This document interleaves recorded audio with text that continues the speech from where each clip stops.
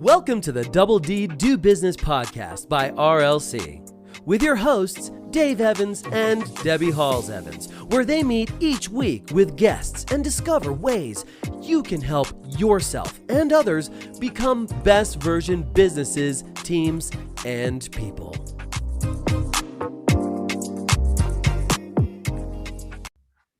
So, Debbie, here we are on Double D Do Business, recording on a Sunday with a special guest to boot. Indeed. So, Karen, what normally happens is Dave does a whole intro and then goes, and you are, but he's already done the intro. So I'm going to pass to you and you can tell all our lovely listeners whom you are and what you do. Oh, well, there you go. I'm Karen BOSHER and I'm managing director, one of the managing directors at Greene King, which is the largest hospitality and brewery combined business in the UK. We have 2,700 pubs in the UK. And I run a part of the business called Premium Urban and Venture Brands, which is a really interesting part of the business, concentrating on the high streets and the premium sort of businesses that we have. And Venture Brands is a new part of the business that's recently been formed, which is a small cap acquisition business where we buy innovative and quite brilliant small businesses. That's the plan. So that sounds really fascinating. I want to dive into that for a second. But do you remember when we first met? Oh gosh, yes, I totally remember. Who doesn't remember the first time you met Dave? Yes. I mean, if anyone listening, and there's lots of people that know us very well and intimately these days, but what went through your mind the first time you met us, or met me particularly? Yeah, well, I think you're a real tour de force, so articulate. And I think I was just a bit mesmerized, actually, because I think I'm quite an orator and I just couldn't believe what was kind of coming out of Dave. And, you know, he has a way of sort of crystallizing concepts and ideas and kind of reaching into a business and in a very inspiring way, sort of giving such a strong sense of purpose to organizations. And, you know, the business I was in at that time was extremely compromised and trading sort of almost at a pandemic level. You know, we're going to talk about the pandemic today, but we, you know, I seem to have lurched in my career through varying degrees of crisis. So this is not new news to me. And at that time I was in a lot of crisis. And I think your contribution in that organization, whilst it ultimately didn't change our ultimate outcome, I think it made a huge difference at that point in time to the morale, the focus in the team, giving us something to hang on to. And I think, you know, when I think about you and that moment, I think it was a big game changer for us. So, you know, I would still say a huge thank you to you for that period in my career. And actually, I'm going to say thank you first in the practice of soul food, Debbie, and then reverse the mirror back to you. I also remember, which is why you're talking to us today, is that you came into that situation and, intended or not, you brought a level of calmness. You brought a level of, this is going to be okay. And I really enjoyed that. And I almost to the point, I remember feeling slightly relieved because like you looking around going, this is going to be a battle. And some people aren't built for battle. And you came in and gave that, and you know the history behind what happened before. So, and you gave this calmness in the way because you are an orator, you can deliver a great conversation, and people latching onto this, thank goodness, that calmness that you then exonerated around you. So it was a special time. And you know, often these things that don't work out are some of the best courses you can never go on. Yeah. And they teach you so much. The future. That's really kind feedback. Thank you. And you introduced me to the Wolsey. What can I say, Karen? Yeah, what best meals ever. Yeah. So it always goes back to food and drink with me. It does. Going to that, I think it'd be really great to explore. So one of the things I would love to talk to you about is diversity. And also that kind of multiformity of the word. So you're in hospitality. It has been one of the most complex times for hospitality, but also some of the innovative work that you also do from a diversity people perspective as well. So I'd really like to play around with that, if that's okay with you. And can we acknowledge too that, and not for all the things we've heard with the current pandemic or endemic around the world, which is the place of the pub in Britain's heart and psyche, I want to acknowledge it from a slightly different angle. There are 4 or 5 places where diversity doesn't matter. Churches, charities, movements, and the pub. Betting shops is another. where it doesn't, those social boundaries don't exist because the driver to be in there is so strong. It's for a completely different reason. So I think there's an opportunity here for us all to see it in a different light. Yeah. So from your perspective, Karen, and I know we could probably talk about this for many weeks, but we've only got a selective amount of time. Just the impact and some of the things that you're doing to one, continue operating and being as a business and because it's a community business as well.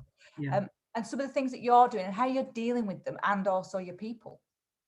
Yeah, so it's been a huge challenge, as you can imagine, and we've been on such a journey, and as you said, in a very, very short period of time. And what I think comes out in the DNA of the organisation is just kind of what's in there anyway, but it just gets amplified really quickly. So this bunch of random people assemble, but you say in the ultimate democracy, actually in a pub, just switch from serving people with inside the organisation, and suddenly we find out for the first time in history that we've got to wholesale close that organisation down, and people immediately go into, well, we're going to give the food away, and we're going to cook for the NHS, and we're going to find new ways of disposing of our beer, which a really practical thing, isn't it? In London particularly, I've got a lot of pubs in London, you put the beer down in the cellar, it's called the drop, and it's heavy. So you can't push it back out. So you're then stuck with full kegs of beer that's going off in the cellar, and you go, what do we do now? So you're giving away the beer to all the people you think are in the emergency services to try and get rid of the beer, but also make them feel good. And then you've got to find a sustainable way of disposing of the beer. So all that kind of entrepreneurial spirit that's normally deployed to finding really innovative solutions to make people happy on a regular basis and have great convivial environments, suddenly turns into sort of almost like a rescue mission for the organisation, for society, for community. And I've just seen so many amazing things. And we've got everything from the sort of the fairly sticky boozer right the way through to the gastropub, and depending on wherever you are, everybody's kind of doing the same things in a different slight way. And then all of a sudden we've become the largest takeaway businesses in the UK as well. So from a standing start, we were sort of playing about with it. We had 10 pubs when we started the lockdown, and we've got now nearly 500 pubs with delivering and takeaway capability.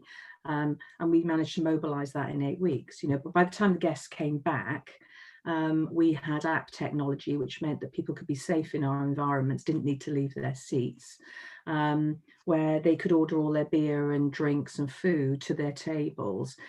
We had screens made, and in the really sort of posh pubs, they were all bespoke with pub names on them, and in other environments where it was a little bit more compromised in terms of the value add, we had to put up plastic temporary screens, but everything in between, but always gearing around the welfare and safety of the teams and the community. So what we felt at that point, I think, in that coming out of that first lockdown, was provided we could prove that in this really difficult environment, it was still safe to come to the pub, albeit in a different way, for a temporary period of time, we could then keep the businesses going. So it's been incredibly disheartening then, and a real test of our leadership capability, I think, that to find that the pub industry, particularly in the hospitality sector, but the pub industry being so heavily punished, really, or held up as the social barometer on safety. Yeah, I know we weren't going to touch politics, but I do, I do think there has to be an open discussion about everything.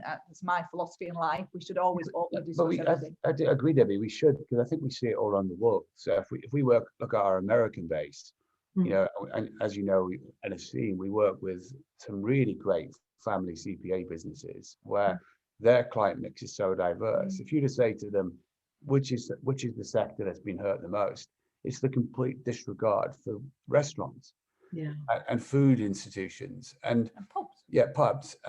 No, I don't think they quite say the pub in America, though, do they? They call them more. It's more of a food-based experience. But what they say, they'll say a bar. Yeah, they'll say a bar. But what they've talked about is similar things, but a local business or a local feel. But there's in the decision-making process, which is the only point I want to ram home here, there's no consideration that actually they've become one of the safest places to go. in this process because of what and let's go back to the listeners. Listen to the list of innovation that Karen just listed, and I'm sure you could probably add another 30 things to that. Yeah. Because businesses realize they have to respond. There's a whole bit for me, Karen, that when we talk about the life of hospitality, and I also tag arts into this because I think it two together. There is a well-being element. So this isn't something I read Albert Camus and The Plague because I wanted to understand more about what happened historically. And I think one of the most interesting things for me is in the Black Death, they still went to the pub. The pub was still open in London, and people still went because that sense of community, attachment, social well-being, mental and emotional. And people might think I'm being a bit over dramatic. I actually don't think I am. There is an element of those environment, and I've been to plenty of your London pubs and met some incredible people. One of my favorite photographs is of Maximilian talking to a 92-year-old war hero, war veteran, and Max learning a story. Where would he have learned that? He wouldn't have learned that if he hadn't been in that pub environment. So I think there's a whole element that society suddenly needs a scapegoat. Brilliant, let's find something. It's been an industry this time, sadly.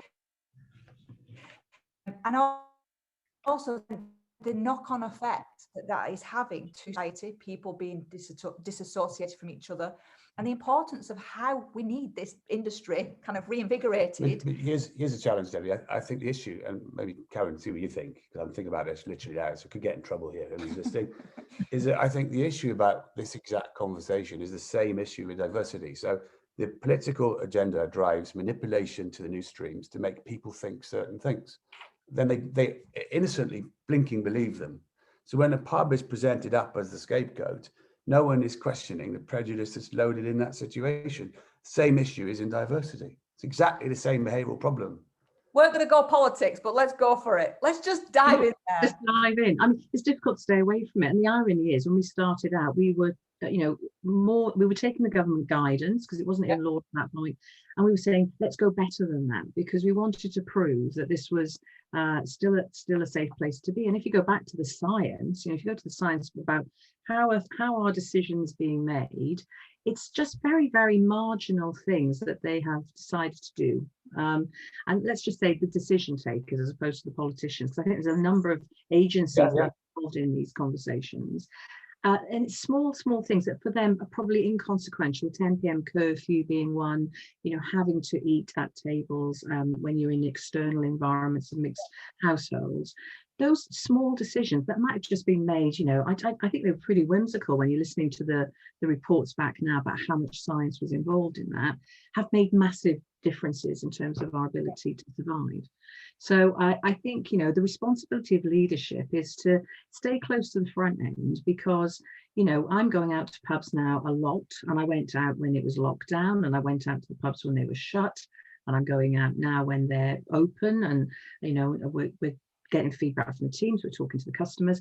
I don't think the decision makers necessarily in this have been to a pub since we've made all these changes. And I think if they walked into a well-run pub, I'm not saying all pubs are doing the right things, but if you as a guest, you have choices. I think as humans, you have choices. You get to the front door of a pub and somebody's not kind of giving you a few guide rails about the rules, and you can see that the area is well managed, you're going to be safe in there. But instead, this sort of need to sort of protect in a strange way isn't protecting anyone at all, because the unintended consequences of some of those decisions is the shutdown of hospitality. And as you've described, pushing people out into other social situations where they're not managed. And ironically, people queuing up at Tesco's, as you saw when the curfew was kicking in, the streets were carnage on those nights. And you're thinking, actually, the best people in this country to control social situations and get good behaviour when people are drinking are pub landlords and pub managers, because they do it all the time. They don't need a pandemic to manage that. They have to do it all the time anyway. So, they're level expert at controlling large groups of people who want to have a good time. So I should be in the pub. You've taken me right back to a visit you allowed me to have of a pub in Scotland. I won't necessarily highlight the location, but what I saw rival families and rival social structure, to be polite, Yeah. attending a funeral Yeah. at the pub where there was a rule of law that there'd be nothing going on that day, being run though by a young manager who had the respect of the area for no bad reason other than it was almost as though it was given the same status in society at that point in time as a church would. Don't go and fight at a church or any holy place. And I was mesmerized. So I think your statement that who's the best skilled, I think is absolutely on the money. But I'd like to put an argument out there, which is if you, because I think I didn't make it clear enough, is that if you think about the diversity challenge today, and I watched a film on Friday night called The Prom? The Prom. The Prom, right? And it's I'm slowly educating him with musicals now. Musicals, Karen. Right? And I'm watching this film, and Debbie can say all the qualifying criteria of what it, get it in the right order and stuff. And because I'm at school with some of those names and labels that people use. But I became convicted about growing up as a rugby player. Any joke I ever made using inappropriate words or phrases at the expense of someone's sexuality, right? I became convicted at the end. Well, what am I getting to? The point I wanted to flat out there before we come back to that, because I think that's also a real problem that comes from the point I'm going to make. We are not equipped as a society to have straight talking conversations. So we're talking about pubs being the barometer to check what's going on with COVID. So the country is not run in a straight talking way. Let's go both sides of the fence. Society's not equipped for straight talking conversations. So how on earth do we genuinely, other than a long-term commitment, fix these other really important issues? Because this film made me realize so much in such an innocent, comedic, clever script. With song. Right? And I'm sat there myself going, if I could look at myself 20 years ago, you're going to be watching that. I'm going, no way. But I was mesmerized, but I was convicted by the idea that anyone of difference, has felt things I don't understand. I have never been through. I will never go through. And that moment of isolation, because the pubs not being available creates more of this, right? We drove into Manchester, a big poster about domestic violence on a billboard. So we've got problems everywhere, but we're not equipped. And I'm not talking about you, Karen, and your business, or us and ours, or anybody in particular. But there is a generational calling for people who are older, been through more, to sort their shit out. Sorry, Apple, didn't mean to swear. Because we're the reason. Yeah, but you know what? I think that's why it's really important to have diversity in leadership. Exactly what you're describing. It's no good a group of people getting together to make strategic, decisions for organisations that don't that don't reflect a really diverse population of experiences. And I think, in this situation that we're in now, that's what you're seeing is you're seeing sort of people who are largely the same, having the same perspectives. There's nobody kind of coming into that conversation going, okay, have we thought about this? Or have we thought about that? Are we thinking about this? Not creatively thinking about how you can solutionize through crisis. And, there've been lots of call outs saying, get some expertise in there. What they mean is get some diversity into the thinking. And it's, I think that's a failure really it doesn't take a pandemic to kind of call that one out. I think we're just desperately bad at giving people accessibility into, the senior leadership teams. And then as a consequence of that, the cascade that sits through all organizations. And actually at Green King, it's something we're working really hard on at the moment. So, we've got a board team, obviously, which I'm on. We've now got 4 women on that board. And if you went back a year, there had only ever been, to the best of my knowledge, 1 woman on the board team as an HR director. But now there are, 4. The director who runs strategy and transformation is a woman. The marketing chief marketing officer is a woman, and then 2 of the managing directors. There are 3 managing directors in the managed business, and 2 of us are women. So in an industry which, you know, is probably not associated, you know, particularly on local pubs and urban spaces, you know, you don't see, you are seeing more of them, but you're not seeing a lot of women there. And that's without then, you know, looking at gender bias, race, all those other tiers that then need to kind of be layered into that. So I think I'm not massively into quotas, but I do think the conversation is richer if you see more diversity around your table. Well, we know statistically that if a business is diverse, that it has better fiscal results. There is, you can't argue with that. You know, I'm a lover of data and facts and not the emotional responses. And I think that's where strategic thinking comes in. And if you have the same doing the same, we will never transition, we'll never move forward. And I think, you know, the challenge that we give our clients is, you talk about diverse, so you're being diverse. So that transition we saw most of our clients transition in 48 hours with creative thought, innovative thinking. Yes, some of it didn't give all the answers because it was so fastly done, but what it did do was make people act. And I think that was the difference, that when we decide to remove red tape, bureaucracy, opinion, personal emotional responses, I'm the boss, hierarchy, when we remove that, and we have a collective perspective, we act better, we function better. And I think that's what's missing. You know, I held a discussion group the other day about, and I had to, you know, call out the white elephant, literally. And it was about diversity. And in this collective group, there was one female, moi, and the rest was white men, middle-aged men. No disrespect to white middle-aged men. No. But how can that collective group have a fundamental shift change? Because their perspective and their view is their view. We can't criticize somebody for that. We can't call somebody for that.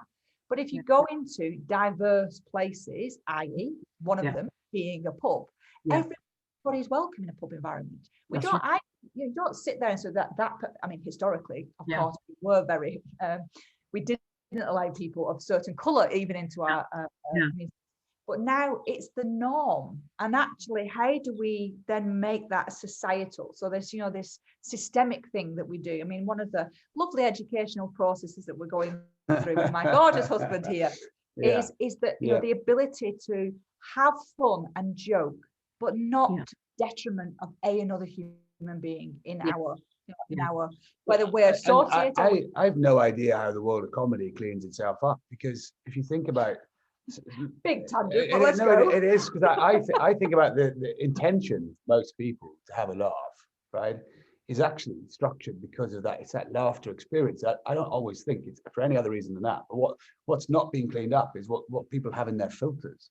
So if you think about the world of comedy, which has done a great job over the last year, I've noticed it in some of my favorite acts who don't make those same jokes. And the people who now are making prejudice-based jokes are the people themselves, laughing at themselves to make people feel comfortable. So that's an educational process, but I don't know how that industry does it, because logical absurdity as a structure of most comedy reactions is built on something that's so out of kilter. So it's a trigger almost of how you structure a joke. So I don't know how you do that because that must be a real art in itself. Karen, just going back to what you said, sorry, just in regards to is having, I mean, equality, diversity, inclusion, EDI, whatever you want to call it. I have a personal aversion to, and this is no disrespect to anybody who may be listening, but to have a specific targeted person as a diversity inclusion manager or director.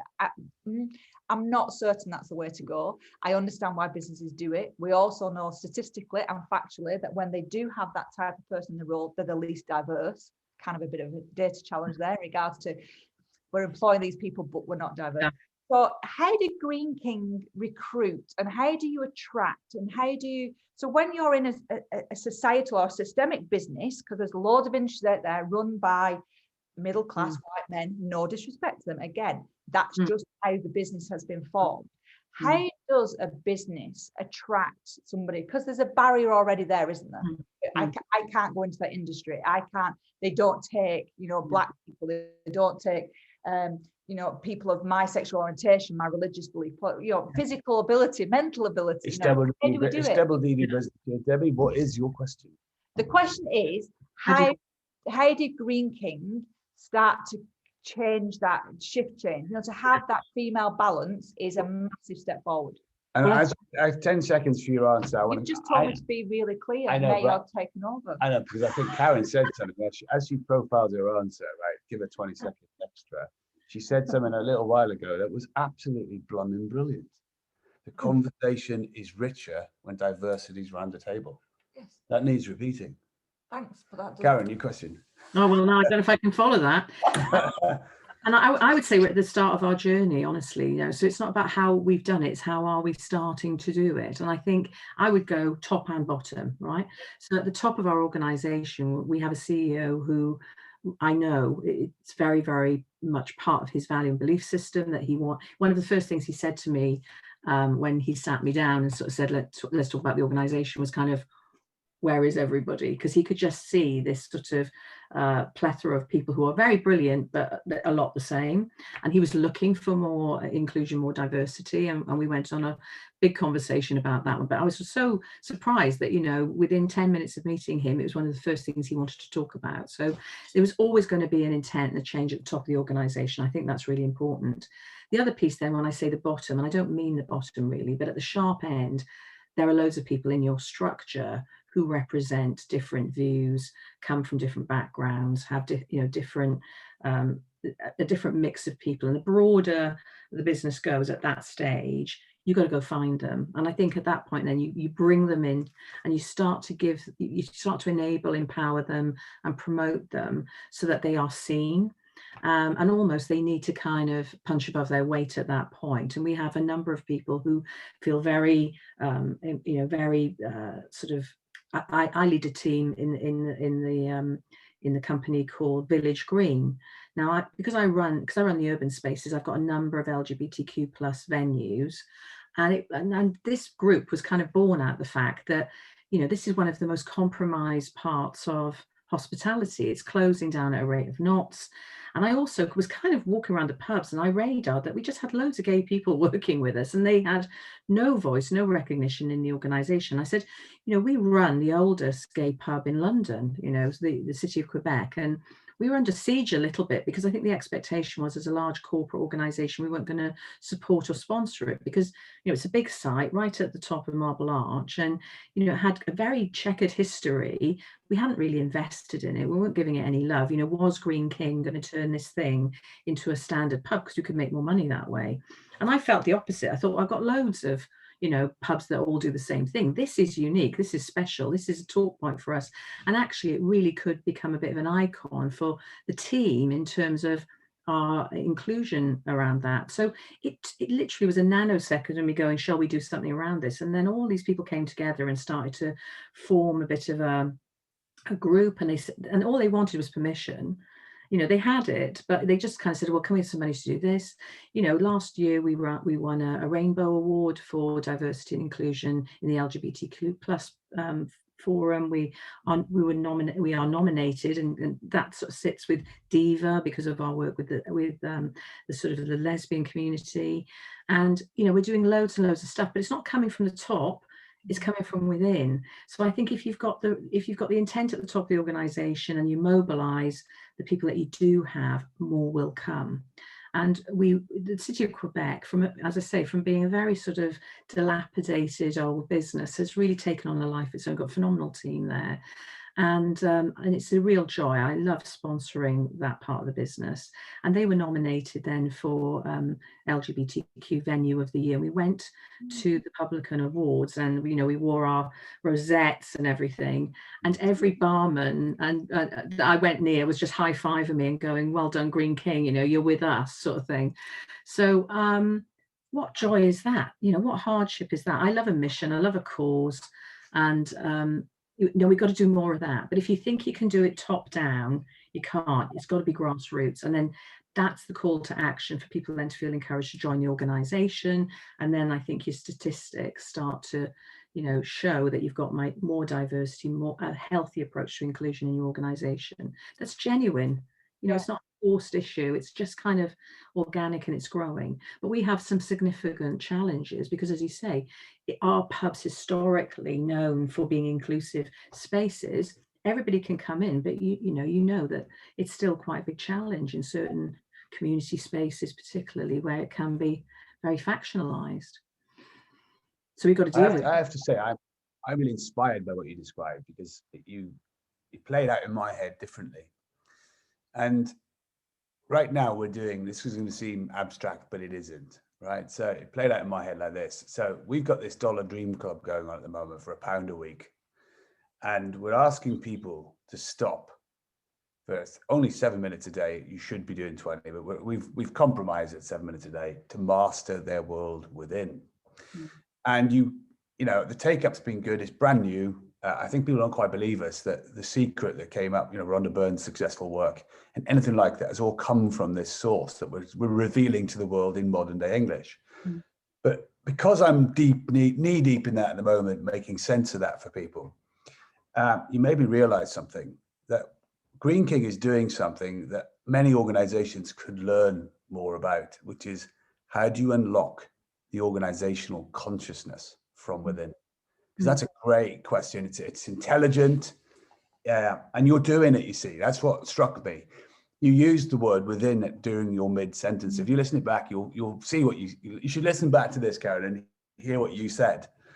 Because I think if you can unlock an organization's consciousness, when you're a super company like Green King is, that is still local, right? That's magic in itself. You're unlocking consciousness, and that consciousness you're unlocking is people. Yeah. You're helping them manifest things they didn't think was ever possible, and that creates massive wholesale change.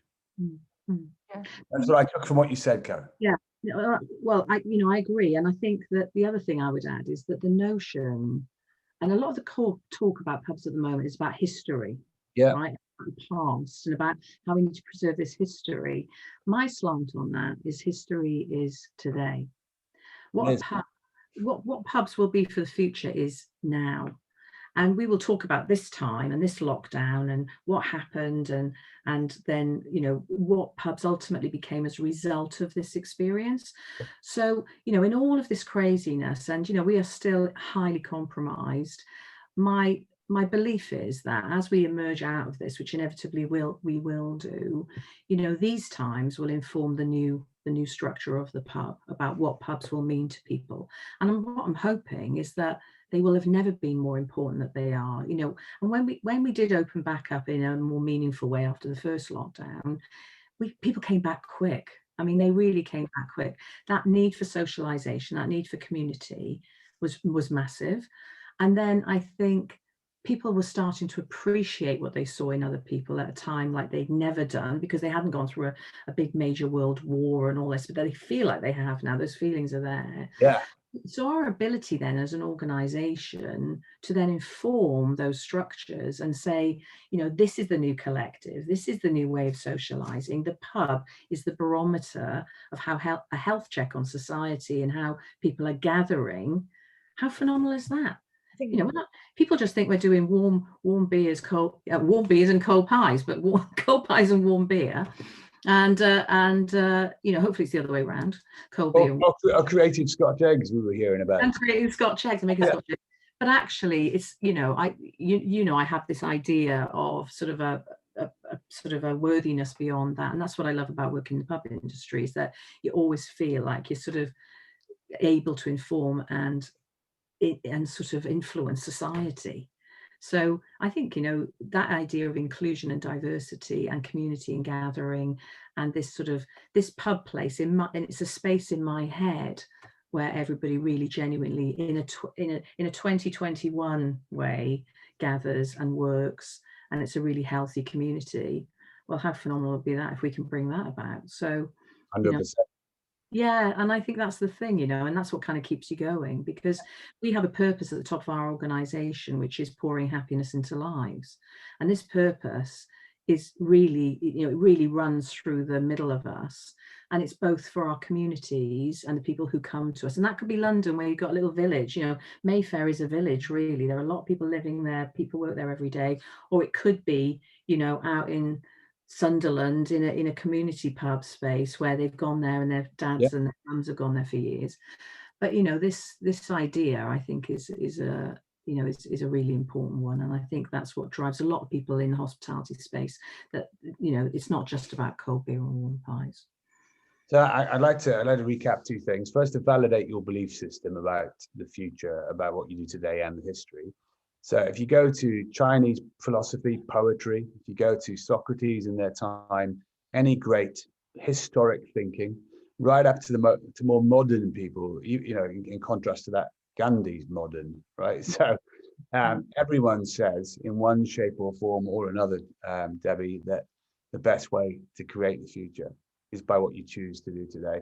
But I'd like to take it up a notch because you mentioned history specific. So is it an opportunity to, and it's a question I'm asking the listener, to look at your future history and maybe think about it in a slightly different way? Our future history will be determined about how we're inclusive with our choices today, because that's how tomorrow becomes better. It's just a small slant. I mean, we have to bring Double D back into a time limit, unfortunately, but this conversation, we could spend the morning talking. And I would like to also invite the listener, wherever you are in the world today.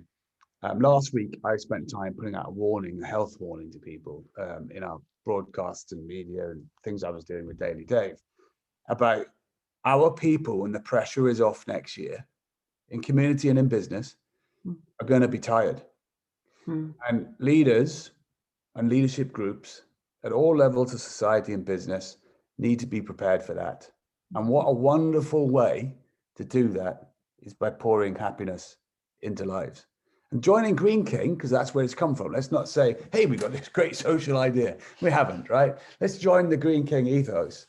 And even if you don't go to the pub, can we be conscious about pouring more joy into lives in anywhere we go for a while? Because people are going to get tired.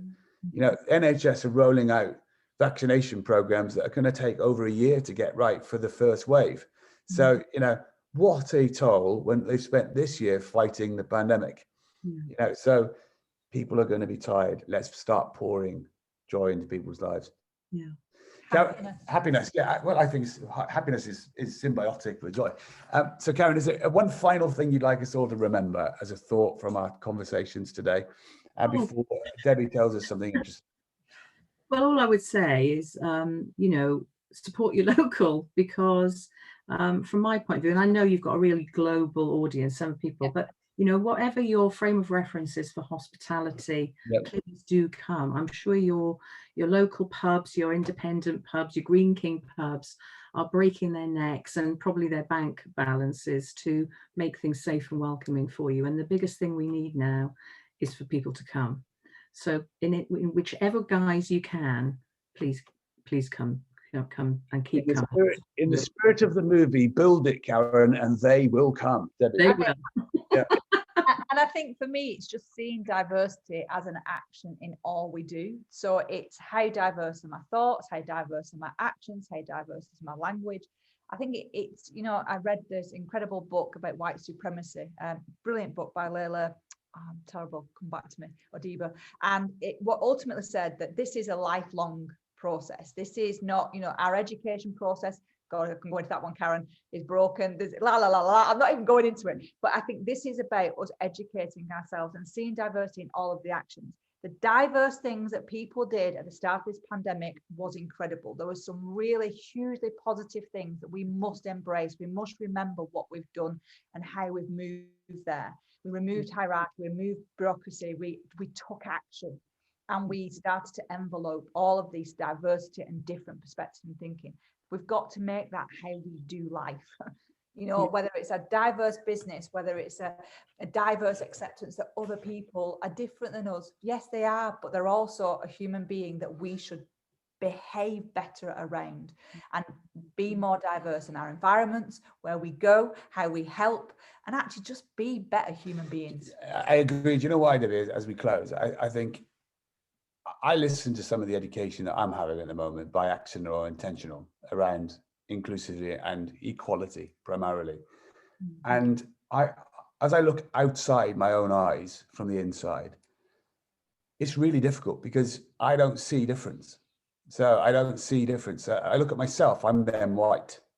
So my color is not an important barometer for who I am as a person, because I just see, right? So I see everything.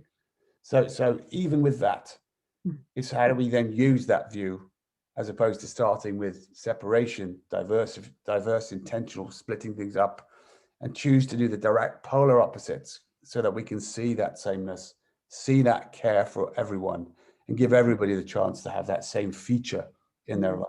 And this is where Dave and I differ. So our yin and our yang in our lovely relationship is that I'm actually the opposite, and I say we need to see the difference. We need to accept the differences, and we need to understand the differences, you know, and my biggest and one the place is in the middle, Debbie, isn't it? That's the space where it exists. It then starts to happen here. Because I like the Mark the artist who did the blood thing we've mentioned a few times, where he took 3,000 people's blood and put them into two displays.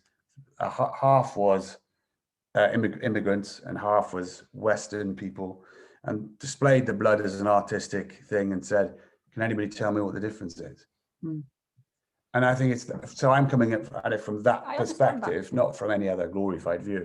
It's actually at its simplest, because I sat and watched that display when he gave that presentation with GQ, and I was blown away by the whole idea of what a wonderful way to express it. So we're going on into another episode by accident, but I love this conversation, and it's a compliment to you. Yeah, thank you, Karen. I think you've given us as well as everybody who's listening so much more to think about, and I just make sure we go back to that really important point is, you know, go to that local environment and actually support them, because they are actively supporting you. And even though you don't realize that, that is what they are doing. They are actively supporting you and your family. So let's make sure we support them. Wonderful. And today has been Double D to Business, talking to Karen BOSHER, who has a very important job at Green King, as you heard earlier, really seriously important. And there's so much in this episode for you to pull apart and digest. But I'd like to finish with what probably my favorite quote of the whole episode, outside of the discussion about consciousness, is the conversation is richer when diversity is round the table. That quote was given to you today by Karen BOSHER herself, who didn't even realize she said it. So I'm just going to stop the recording. So thank you for your time, Karen. Oh, wonderful. It's so good to see you. Yeah, thank you. And how's the family? You've been listening to the Double D Do Business podcast, brought to you by RLC and sponsored by CoachPad, the coaching tool built for you by coaches for coaches. If you would like any assistance or help for what you've heard today, please feel free to get in touch with us at info@rlc-global.com. That's info@rlc-global.com. And we would be delighted to hear from you. Wishing you every success with your learning.